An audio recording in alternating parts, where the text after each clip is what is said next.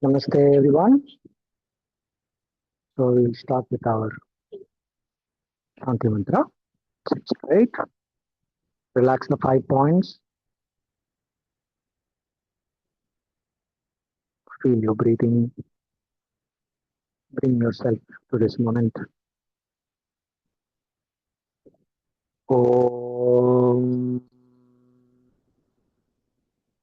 Shri Guru Bhyo Namaha Harihi Om Om Sahana Bhavatu Sahano Bhunaktu Sahaviryam Karavavahai Tejasvinavadhitamastu Vitvishavahai Om Shanti Shanti Shanti. Arunachala Shiva, Arunachala Shiva, Arunachala Shiva, Arunachala, Arunachala Shiva, Arunachala Shiva, Arunachala Shiva, Arunachala. In Upadesa Undiya, we saw the 7th verse.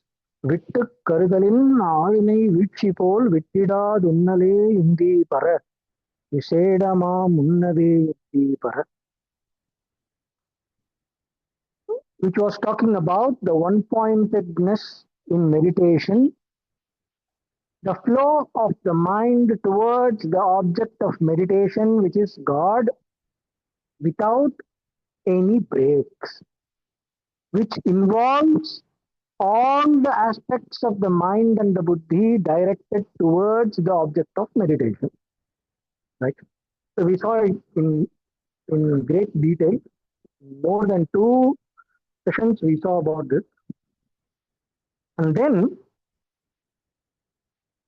he is talking about what is called bhava. In the next verse, 8th verse, Anya bhavatin avan agamagum ananya bhavame undipara anaithinum uttamam undipara. Bhava is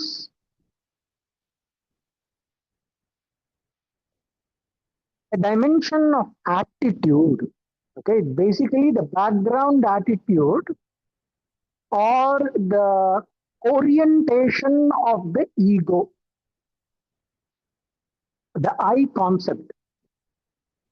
What relationship you have with the object of meditation. That is signified by the word bhava. When we are meditating on the divine truth or a representation,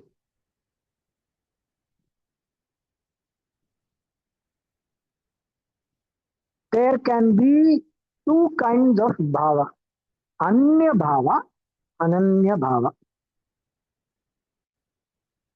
In this context, okay, anya bhava means object and subject are separate. I am meditating on God. God is different from me. Now, that need not be a verbalized, conscious kind of a worked up attitude. It is inbuilt in the very fact that you are focusing on the divine as an object. See, the whole process of meditation is mental effort. 2 verses before we saw, 3 verses before, in Udal Vakku Ulattozhil Undi Para. In 4th verse, verse number 4, he says, the activity of the body, activity of the speech, activity of the mind. So the activity of the mind is meditation. Meditation is an activity of the mind. Activity means there is a doer, an action. You are doing something. Meditation is an action. So when you are doing something, there is the sense of doership, kartrutva, sense of doership. So when the sense of doership is there, there has to be an individual, which means it is an activity of the buddhi. This individuality, the buddhi, with the sense of doership is possible only when you are within the realm of ignorance. Clear? All meditations are inside ignorance. The process of meditation is in ignorance. The result of meditation is also in ignorance. It is why we have discussed before how meditation cannot liberate you. Knowledge alone liberates. Concentration of the mind in various degrees is not liberation. No experience of the mind is liberation. The absolute is not an experience in the sense of any objective experience. No experience is absolute because it arises after an effort in the mind, it is sustained with effort in the mind, and no matter what effort you make, after some time it subsides back to the mind. It is a vritti, a modification of the mind, a state of mind. So the mind can be in various states. In Yoga Sutra, we see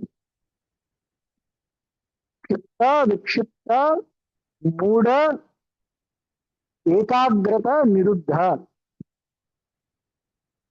Right? Distracted, concentration with effort, oscillating between concentration or the effort to bring it back to concentration. Then forgetfulness, like in sleep, for example. One pointedness where the same vritti arises again and again, and niruddha where the mind is absorbed back at its source. So these are all the various modifications of the mind, various states of the mind. In the definition of yoga, the commentary talks in very detail about this. So we will not go there. So what we need to understand in this context is bhava here is an attitude that is resting on the buddhi with respect to the ego or the individuality in relationship with the object of meditation, which is God. Now, there is an evolution in the object of meditation. There is an evolution in the quality of God as an object of meditation, which we saw can be a form, and eventually it comes to a philosophical idea of everything God, the universe itself being a manifestation of the God. எண்ணுரு யாவும் இறையுருவாம் என எண்ணி வழிபடல் உந்தி பெற வீசனற் பூசனை உந்தி பெற. A few songs back we saw that. So even if it is a philosophical abstraction of all that is here is God, God alone exists, including my body, mind, everything is seen as God. Even then, this idea is an object of concentration. In Yoga Sutra, we have Savitarka, Nirvitarka, Savichara, Nirvichara, like that. We have different samadhis. Where here it is the asankhyana, no, or it is a kind of a philosophical abstraction. That is an object of your meditation. That is the idea. You are basically meditating on the idea. And you are resolving all other ideas into this idea. For example, the mind relates to object A as pleasant and object B as unpleasant. Right? There is a beautiful rose flower. A rose flower, you're looking at that. Very nice. It is very pleasant. No, in a country like India, you keep looking at it, it's a fantastic scenery. There are these, there is a rose flower, there is a garden, there is a hibiscus. It's wonderful. And then there is a guy who walks by and he makes one big noise and spits there near the compound wall, chewing that pan, that red color spit you see all over the country. So he spits there. The rose flower is an object of attention which is invoking a pleasant response. This guy who spits invokes an unpleasant response. That is why India is a great country for meditation. It constantly prompts you to rise above the good and bad, the pleasant and unpleasant, because you can never enjoy anything in a nice way for more than a few seconds. There is always some disturbance that will come. You cannot even take a walk without, like that. These pairs of opposites are there always in life. Or let us say you are in the most beautiful scenery somewhere in a country like Japan, in Japan, in an area without immigrants, there are some nice, some garden. And then suddenly you remember a memory from your past, which is not very nice, that is associated with the same place, unpleasant, right? So any object that comes,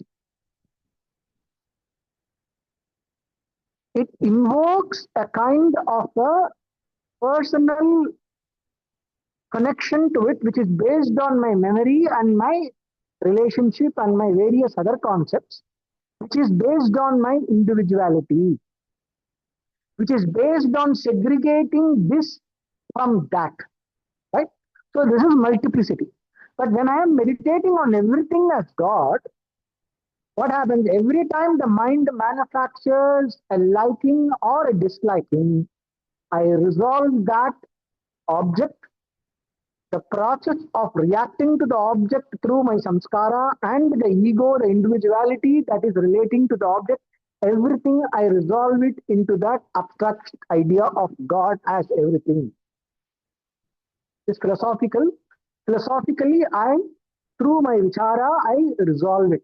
So when I keep on doing that, all the movements of the mind that are based on the ego get resolved in the God concept, and that supreme idea, supreme being as the idea of that being everything, that alone exists in the mind.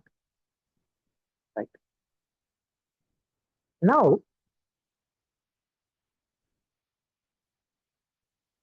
this supreme being is there, God idea is there, even in an abstraction, or if it is easy, in the lower level where you are meditating on a form of God, Lord Shiva, Vishnu, or something, if you are a goddess, you are meditating, the form, everything is, resolved, and then your mind is only with that form of the divine.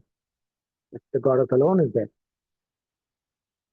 Now, when the concentration is very intense, it is going to invoke a bhava, an attitude with which you relate to that.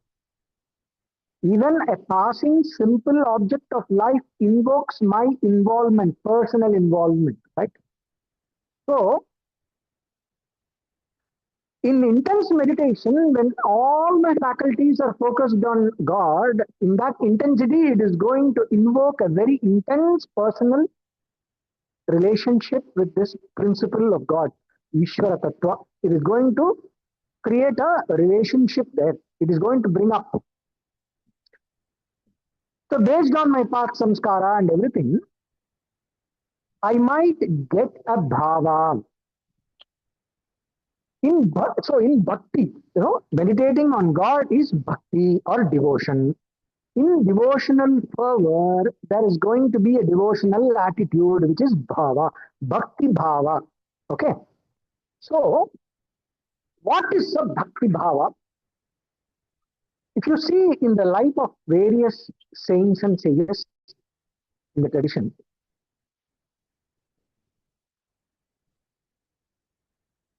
each saint had demonstrated a very unique bhava towards God, towards their representation of God, towards which their bhakti was directed. Their bhakti, towards the form of God that they were devoted to, right? So we had in Shaiva, in Shaivism, where among the saints who are meditating on Lord Shiva, on Lord as Shiva, you had Sundaramurti Nayanar. So he considered Lord Shiva as his friend. So he even called Shiva to go as an emissary for getting one girlfriend.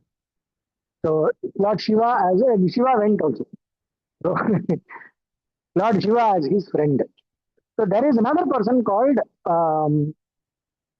Trinavakarasar, Appar Peruman. Okay, so he considered himself as the servant of God. So he used to go around in temples and clear the place. It's called Uravarappan. Go clean up the place and serving the God, serving the devotees of God, serving the holy places, etc. Then there was this Jnanasambandar who considered himself as the son of God, Saputta Marga. Right. Then we had Sri Manika Vachakar who considered himself as one with God, Sanmarga, it's called. Then we have in Vaishnavism various bhakti bhavas, the attitudes in bhakti, attitudes of relating to God, God as a father, as a friend. Like for example, the example of Sudama or Kuchela was as a friend. There is also an attitude of God as enemy. Ravana, Kumbhakarna, Hamsa, Shishupala. Now they were all Hiranya, Hiranyaksha. They considered the Lord as their enemy, Vishnu, enemy. And then they had to, God takes an avatar and comes and kills them and brings them back, takes, merges their soul in himself. There is one path like that. And then there was this Meera Bhai, Madhura Bhava. So she considered the Lord as her lover, as her soul, her own soulmate. My Lord, they say like a husband, lover. So you had Rukmini. Then there is Vatsalya Bhava, where one considers oneself as the mother and God as the child. Yashoda, in the mother of Krishna, the foster mother of Lord Krishna, practiced what is called Vatsalya Bhava. So there are a lot of women devotees of Hanuman. They consider Hanuman as their kid. So Ram Lalla, if you go to North India, there is for example, in Ayodhya, Lord Rama's consecration there is as a young boy, young Rama, Ram Lalla, means young boy Rama. And many people consider Lord Rama as a child, and then they bring up their motherliness. That is one attitude, Vatsalya Bhava. So like that, we have a lot of devotional attitudes which allows the devotee to channelize their emotional energy to focus on God. The strongest emotional energy, if you really sit and introspect, each person might have one kind of emotional energy which is most dominant or becomes very easy to channel, to invoke. Also, it is connected to the how I relate with God, how I see God, based on my past samskaras and so many other factors, subtle factors, subconscious factors, archetypes. Now, with all these factors coming together, it will invoke a bhava. It will invoke a attitude from me.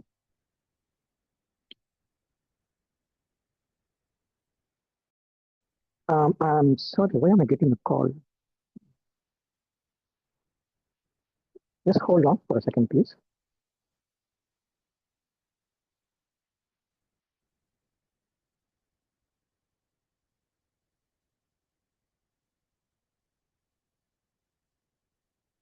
It doesn't matter. Okay. So, when your concentration, right from the beginning, in order to bring up concentration, when you do puja and all that, you can also always tap into a bhava. So this bhava is going to be very strong when the focus on the bhava helps you to focus, and also the bhava shines forth when the focus is good, right? In all its intensity. Now there is all these bhavas are there, but then there is one bhava called ananya bhava, where you see the supreme divine as yourself. In the sense, you say that you are everything and you are also me. You alone exist. I don't exist as a separate thing. You alone exist. Even as me, it is you. All this is you. When you say that, the assertion of individuality, the assertion of individuality comes down, and the sense of I is completely resolved in the idea of God. This is Ananya Bhava. Ananya means not separate. It starts like this, and when you understand the meaning of the sentences of Vedanta, what is called Mahavakya, Tattvamasi, Aham Brahmasmi, etc., you understand this God, Supreme Being I am meditating upon, it is nothing but my own true nature. This is what I am. You have that attitude. No, you don't. So all this is God, and this God is me. And then what happens? This sense of individual assertion based on the body mind also gets resolved in the idea of all this is God. And the assertion of individuality stops. So this bhava of considering I and God are one. I am God, God is me. This God I am meditating upon is nothing but the truth of my own self. With that bhava, when you meditate, it is called Ananya Bhava. And Sri Bhagavan Ramana Maharshi says, among all the bhavas, Ananya Bhava is the highest. Now here we need to understand that this word Ananya Bhakti or Ananya Bhava comes in various contexts in the Shastra, in the spiritual literature in Hinduism. And if you listen to discourses on Ananya Bhava, you go to YouTube or something, most likely you will end up listening to the explanation that focusing on God alone to the exclusion of everything else. God alone is my devotion to Him. I am not interested in anything, and I am interested in God alone. Ananyas chintayanto mam yedanat paryupasate comes in.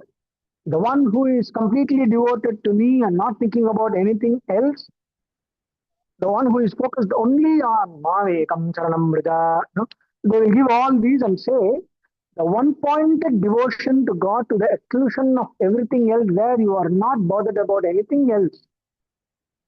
That is the explanation usually given. That is okay in that context. But here is not, the Ananya Bhakti can mean that in that context, because a same word can be used with different meanings in different contexts. Okay, the word Atma can be used in the sense of Buddhi. The word Atma can be used in the sense of ego. The word Atma can also be used in the sense of the Supreme Self. So similarly, Ananya Bhava, what he says here, he means Soham Bhava, I am that I am. So this Supreme Being and I are one. This Supreme Being is me, I am that. So that understanding reflecting in your meditation as an attitude. It is not realization, but it is sustaining an attitude based on understanding in the Buddhi. It is not even Andakara Vritti. Okay, it is a Bhava. Brahmasmi iti vibhavyatam. Bhava. Bhava is an attitude that is sustained in the Buddhi, where there is experience of duality, but the duality is resolved philosophically, which helps you in a higher degree of concentration, which serves as a bridge to go beyond duality to the through the realization, or facilitate the realization of the truth of oneness by proper understanding or proper vichara, as facilitated by the Guru and the scriptures. Okay.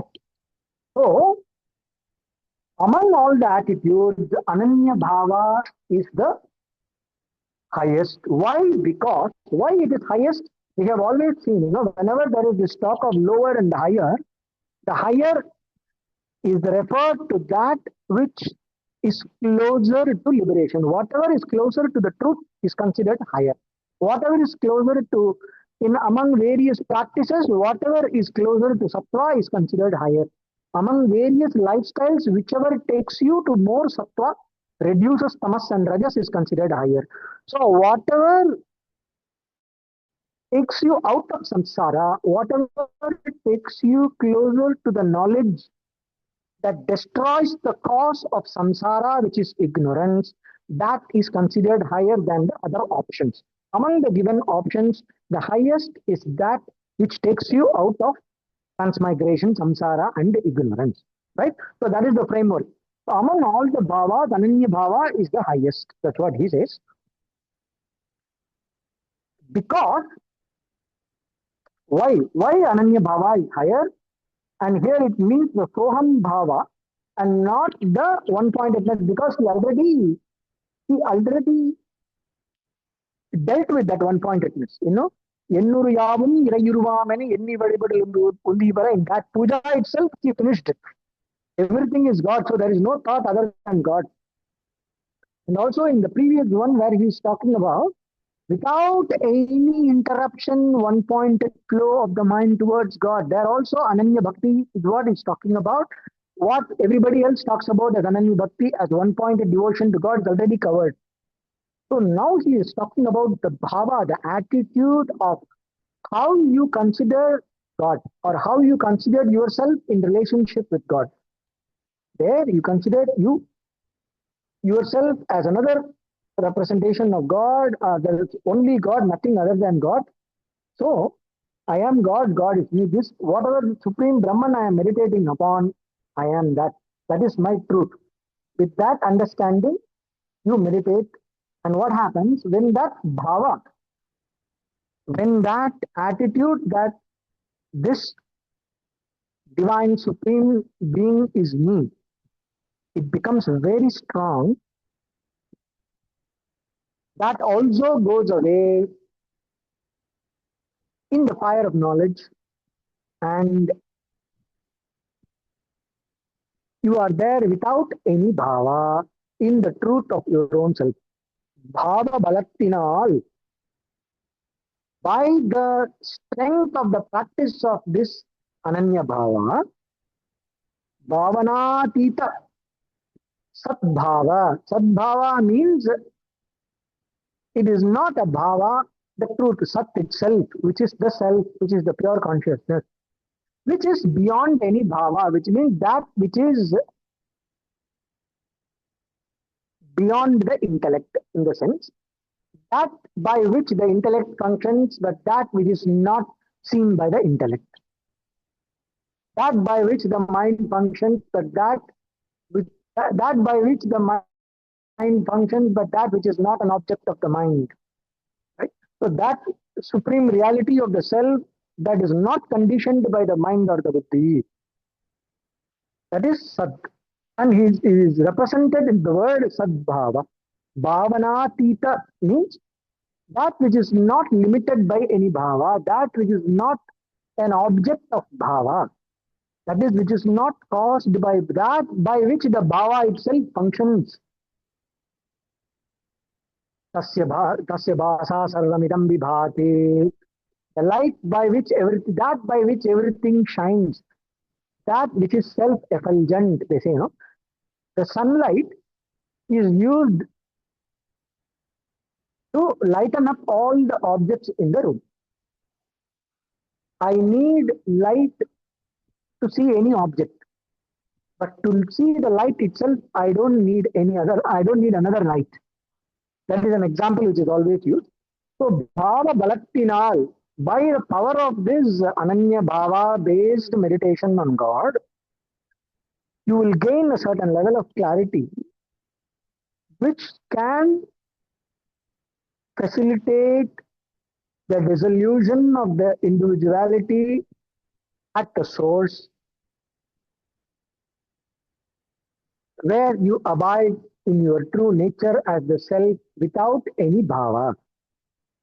Bhava balattinal bhavanatita sadbhava tiruttale yundipara. This is the principle of parabhakti. This is parabhakti. Parabhakti tattvam undipara. So the highest bhakti is this. That's what he says. Bhava shunya sadbhava sustitihi. Bhavana bhalat bhaktir uttama. Why this is considered as the highest bhakti, we will see.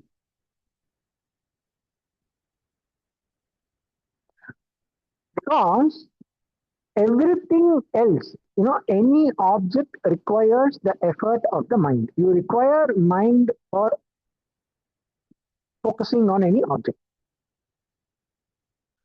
But be aware of yourself. You are self-evident to yourself.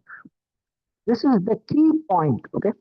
The key point of Atma Vichara or inquiry into the self is that very clear understanding. I am aware of myself already. I experience myself. So my experience of myself is the platform, is the base on which every other experience happens. Even the experience of my various individual identities and roles are based on the pure self experience that does not require any role or individuality. I'll give a small contemplative exercise now. Okay, a simple thought experiment. Am I audible?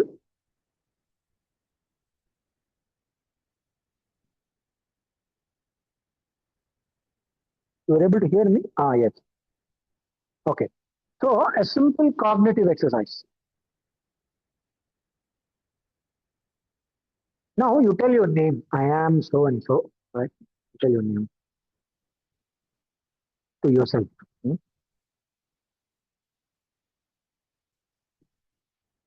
Now, just go back in time. You are whatever age you are. Keep going back time, the time when you were a kid. Keep going back. 1 year old, few months old, you're a baby now. Now, a point after you were taken birth, they started calling you by the name and you got used to it, right? They gave you a name. Now go to the point where they have not given you a name yet. You are telling I am so and so, right? Now I am, no, the name is not given yet. I am, no, stay with that.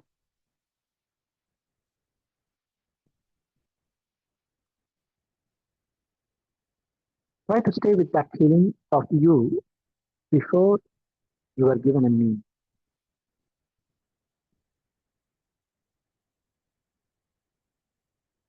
See, you are experiencing yourself without the name. You don't need the name to identify yourself. You know you are. You know you exist, right? See, we never tried it. We always saw our sense of self, ourself. We always experienced it through the various labels. Now I help you to deal with one label. Yeah. Similarly, your sense of self is overlapped with so many labels. One or the other label keeps popping up based on various contexts. Every context in your life invokes a label, a labeled self from you. You go in front of a friend, your friend, I am his friend, her friend comes up. You go in front of a child, your own child, I am his mother or father comes up. You go in front of your parents, I am their son or daughter comes up, right? In a context, they ask you, hey, who are you? They ask you in a party. Suppose that is the birthday party of your kid. Then, who are you? Then you say, I am so and so's mother or father. Suppose that is a party from your organization, your company, some corporate event. Hey, who are you? Then you say, I am so and so based on your role in the company. So the context brings out a sense, a labeled self. I never sit to inquire into the truth of my sense of self without any label. Have I spent some time? Try to spend some time like that. Take up a label, go back in time before you assumed that label, drop that label, feel yourself without the label. Spend a minute with that. sense of self without that label. You will experience a tremendous sense of relief and lightness of heart. Right? It's a fantastic thought experiment. You can do that anytime. When you just take a walk in the park, sit by a bench or something, and then do that. Try to do that. It's a cognitive exercise. We need to get used to this kind of philosophical inquiry, is abstract meditations. The more we get used to it, self-realization becomes very easy, because the entire samsara, the entire web of samsara, this entire web of transmigration, this bonded existence that we are living, this relative existence and this life of struggle, is all based on a whole bunch of false identities that you sustain. The moment you free yourself from an assumed identity, that moment you are completely free from you will experience freedom from that entire world created based on that identity. And at the root of all the identities is that sense of individuality that is created based on the body. And if you are able to extract your sense of self out of this identification with this body, right there you will experience complete freedom, where you will rest in your true nature as consciousness to the exclusion of any experience of any bondage or struggle. Yati deham pratakrityam chiti vishram yatishtasi adhunaiva shuke shanto bandhamukto bhavishyate. Ashtavakra Gita talks about this. The moment it says adhunaiva, right there you will experience liberation. When you extract your sense of self, the consciousness, when you extract your sense of self from the body, yati deham pratakrityam, extract it out. Chiti vishram yatishtasi. When you are relaxed, effortlessly, you abide in the pure consciousness. Adhuna, you are right there. Shuki, comfortable. Shanto, peaceful. Bandha mukto. Bandha mukto. You will be liberated from all the bondages. Bhavishyati, you will be. Right? Right there you will be. Now this looks like a cognitive process of focusing, some kind of a meditation. It is not. All the focus efforts are mental. The, the, the the clue here, the vital clue here is all meditations are mental effort. At the culmination of all mental effort is resolving of all duality in God, and resolving the duality between you and God with the understanding that I am God. Until the understanding dawns,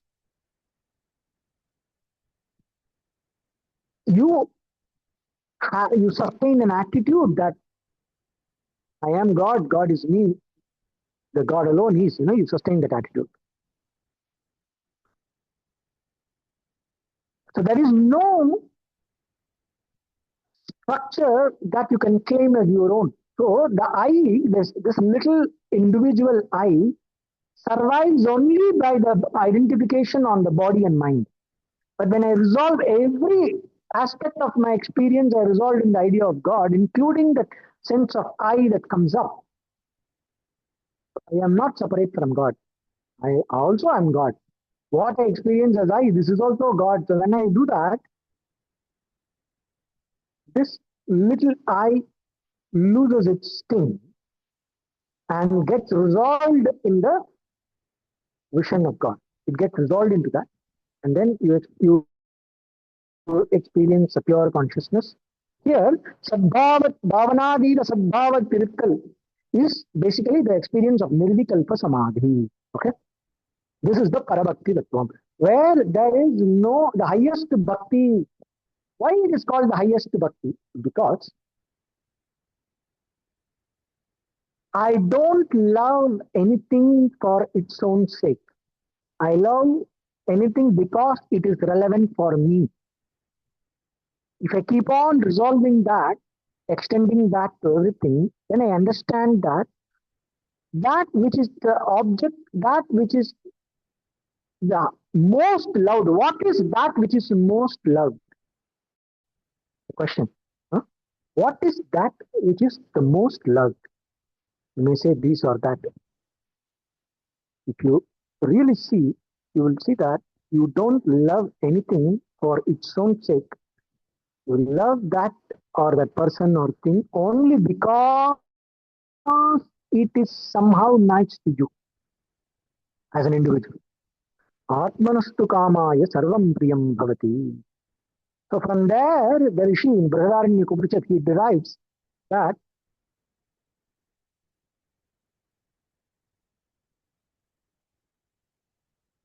whatever is loved for the sake of one's own self because it is likable for me, I like it. Because it is agreeable to me, I like it. So only because of the likableness to the self that an object is liked, not for its own sake. Right? So from that, if you extend, then you say that the most likable is myself, my own true self. Is this not narcissism, you may ask? No, it is not narcissism because we are not talking about the individual self.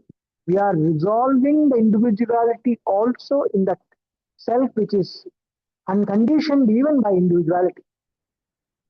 So we are using this fact of life. We are using this fact of life to understand in all that I seek, I am actually seeking myself alone. Even the love of God is basically the love of myself. Why do I love God? Why should I love God? Because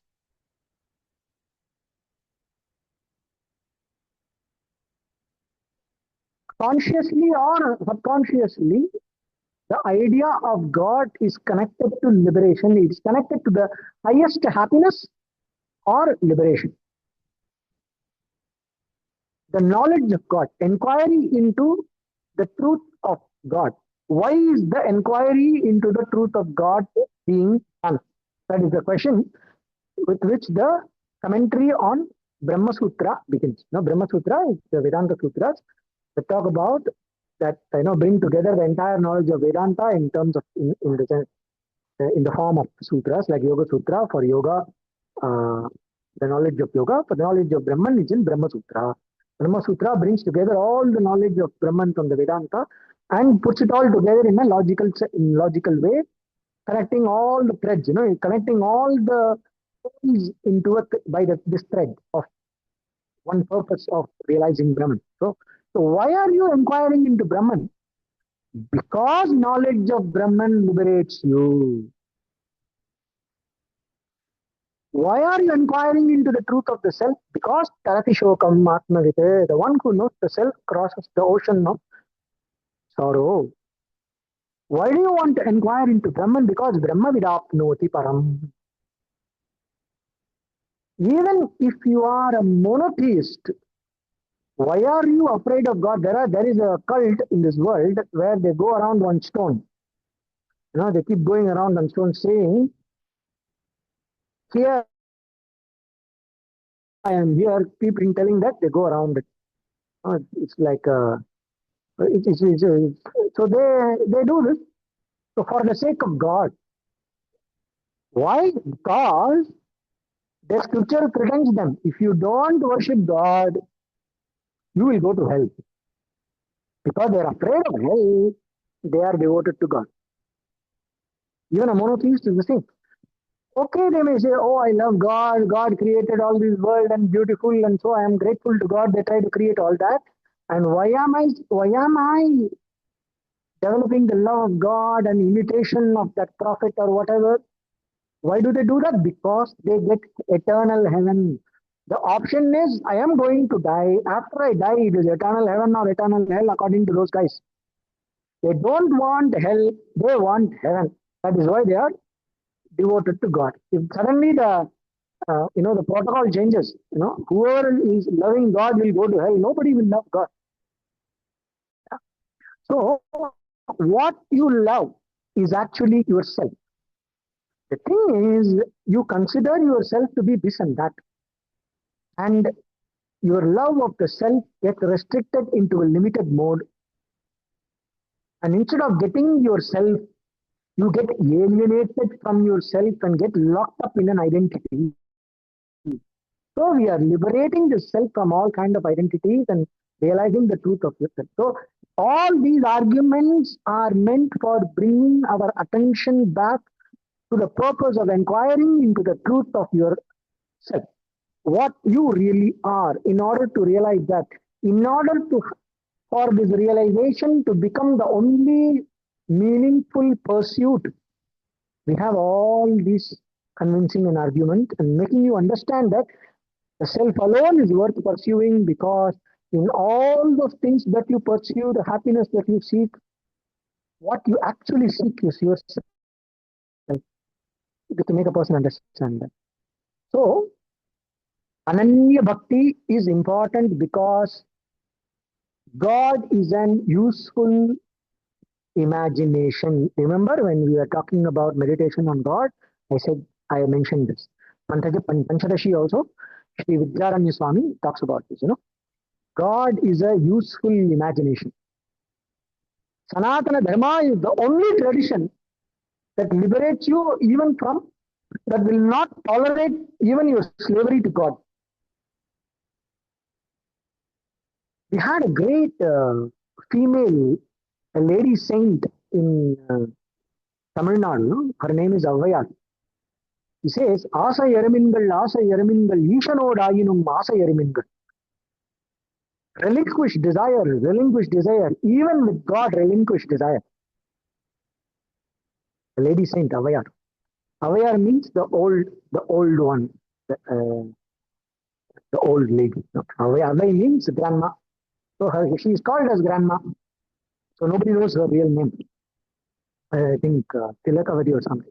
So she was basically a very beautiful woman, and all the men were hitting on her.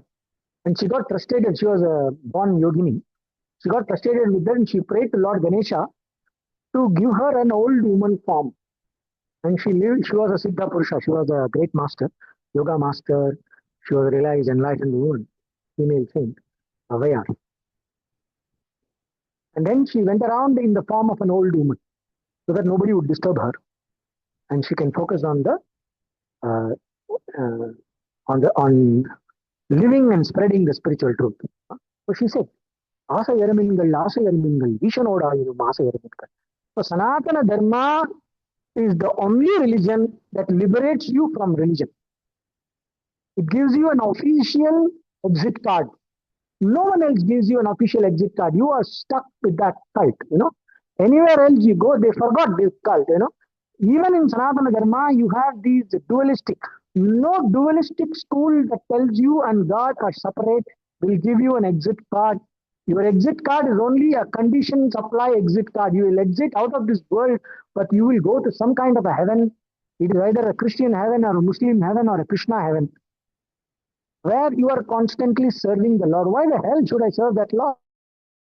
What is this? It's a slavery. It's not liberation. Can I go to heaven and then I'm serving the Lord?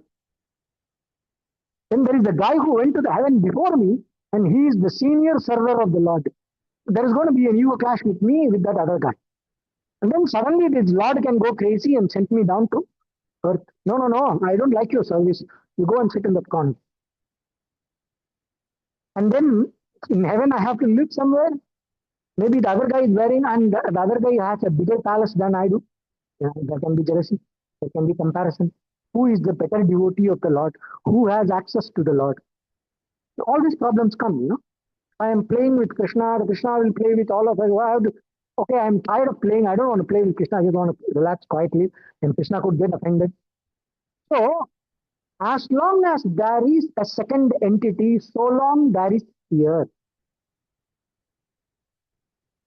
As long as you create a second entity in your awareness, as long as you sustain duality in your awareness, in your attention, in your consciousness, so long there is fear, because duality is based on ignorance, and whatever comfort you are deriving out of that duality is going to be temporary, and that individuality is based on ignorance, so it is not permanent, and it's going to stop one fine morning, or it is going to change. No dualistic situation is eternal. Non-dual reality alone is eternal, and thankfully you are that non-dual eternal reality. So, if you really want to cross all limitations, all bondage, and all struggle, the only way is to take refuge in your own truth, the truth of your own self, which is the non-dual reality in which all this world happens to appear. You are that.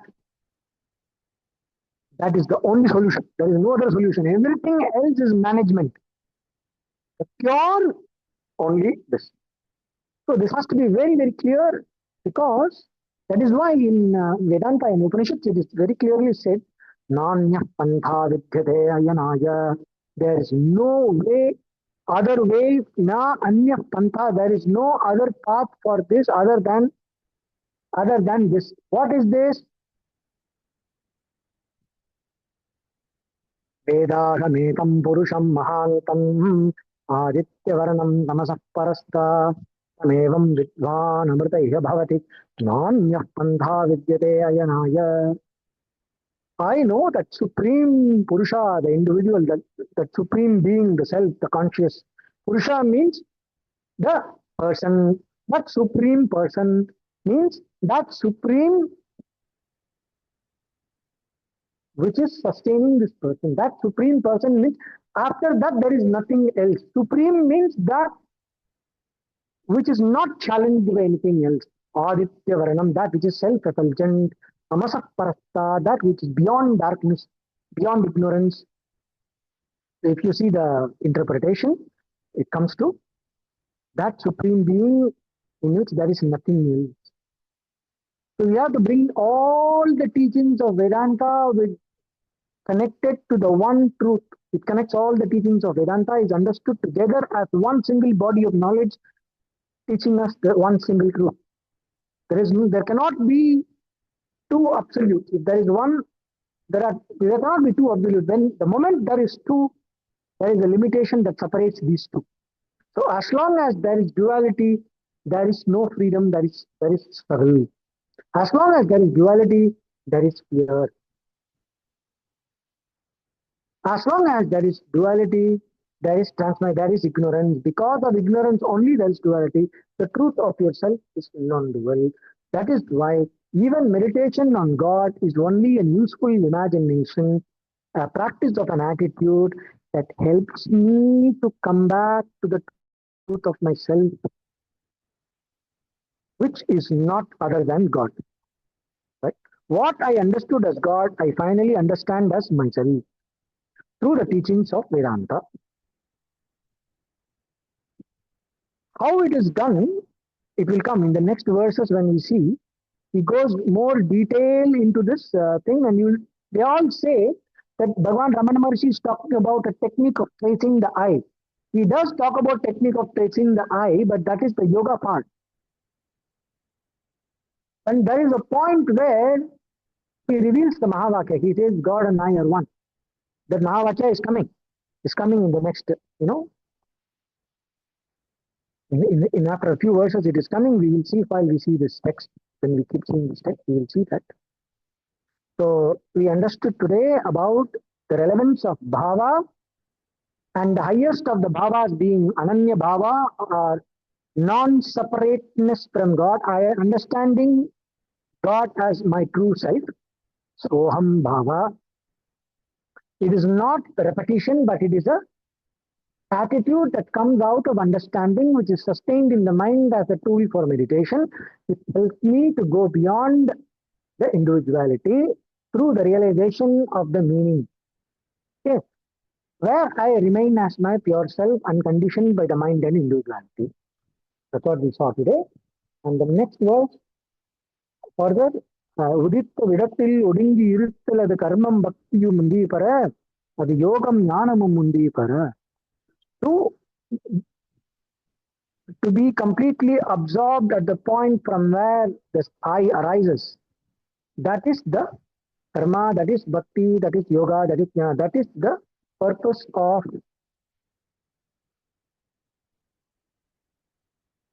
or that is the culmination of all the sadhanas and all the practice. So with that, we will finish today's class. And there are some other things like pranayama. What are the other accessories that can help you? All that is being dealt with from the next verse. We will see that in the next class. Until then, there is a question here. I will see how to see that question. Chat.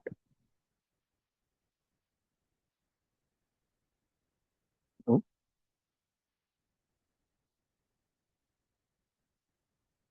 Why the chat is not? Can somebody send that to my WhatsApp? I'm not able to see the chat. I don't know why. I can read it out for you, sir. Yeah, thank you. Question. I understand very well. Very funny. You are reading it to me? Wonderful. Yes, please tell me. I understand very well that meditation is also a karma. Gnana comes only from Advaita, Vedanta. However, is meditation is a karma that is to be focused or living it as it all comes in karma? Good karma matter in this context?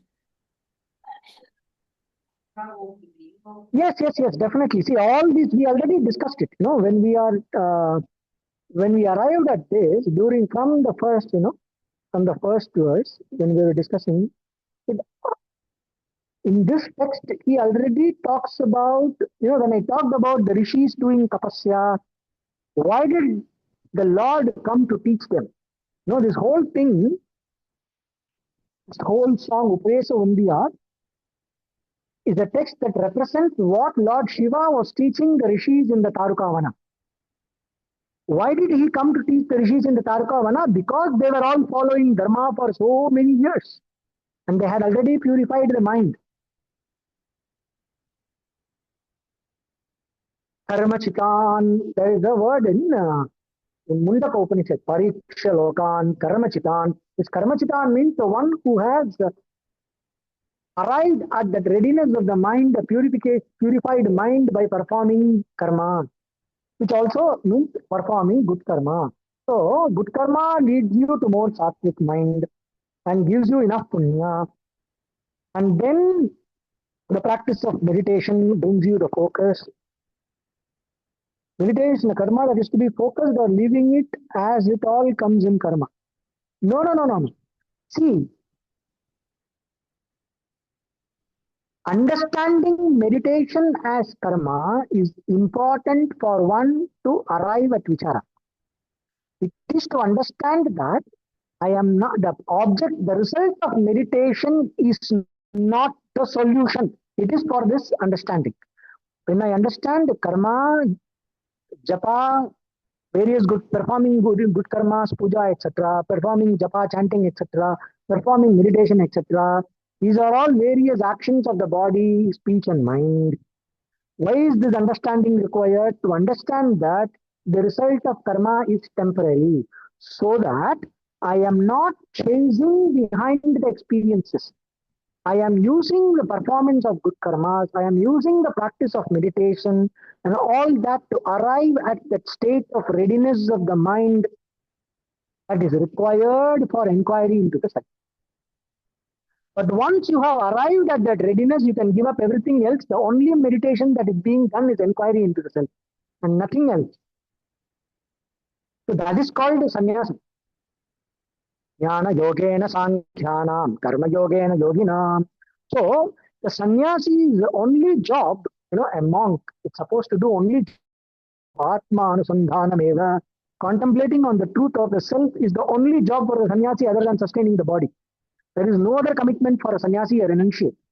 So it is arriving at that. The whole process brings you to that. So each one has to be sincere to oneself, look at the quality of their own mind and decide how much of karma, physical activities and good karmas are required, how much of meditation is required, and how much of inquiry I can sustain. So all that. If I am able to stop the mind at will, if I am able to stop the mind at will, then I don't need any other practice. I can renounce and go and, you know, I can completely devote only to the jnana, to the exclusion of everything else, if life allows me to do that. Right? So this is the goal. But 99.9% of us will not be able to do that exclusively. So what we do is whenever the body is active, we keep it active in good karma. When the body is not, when I'm not able to practice stillness, I practice meaningful activity that is relevant for, that is helpful for my liberation. Whenever the mind is not able to keep quiet, I practice meaningful engagement of the mind and the speech in a way that is somehow related, sattvic, and helps me to meditate and helps my meditation on God.